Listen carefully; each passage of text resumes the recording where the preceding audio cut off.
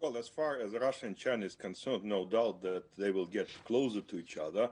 But it's not that clear whether SCO can become a kind of anti-Western alliance, because SCO is not an alliance of like-minded countries. We do have Russia and China there, but we also have a country like India, which has very different views on the world, on the West, and on the United States. So do you think the SCO stands as an alternative to NATO? Well, I think that it would be probably an over-exaggeration. SCO is still a teenager in the world of international organizations. It turned 20, but it still has to mature. But SCO now has got a unique chance to demonstrate that it might do better than NATO did in Afghanistan. It's a formidable challenge for SCO, and if it stands up to this challenge, it will prove its maturity.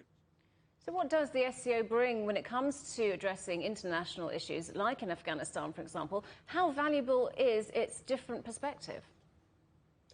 I think that definitely SCO has a flexibility, probably more flexibility than NATO. It can combine the security agenda and the development agenda.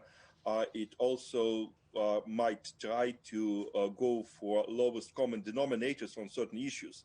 But I wouldn't over-exaggerate the influence of SCO, since indeed it's an institution with very different countries involved, and in a way it is still looking for its mission.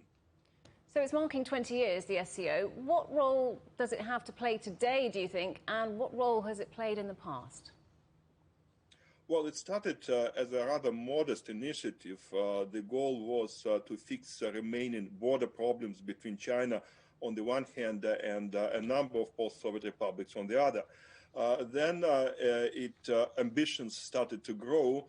At some point, they thought that SCO might become a free trade zone for Eurasia. But of course, this idea turned out to be a stillborn, because everybody was afraid of China taking the upper hand. They also thought about a more security-driven agenda for SCO, but with India and Pakistan on board, it's very difficult to turn SCO into something more than a club of big Eurasian countries. So there are some limitations on what SCO can do, but since it's a very diverse institution, I think it might still have a lot of future. Andrey Kortunov from the Russian International Affairs Council, thanks very much indeed for giving us your thoughts today. Thank you.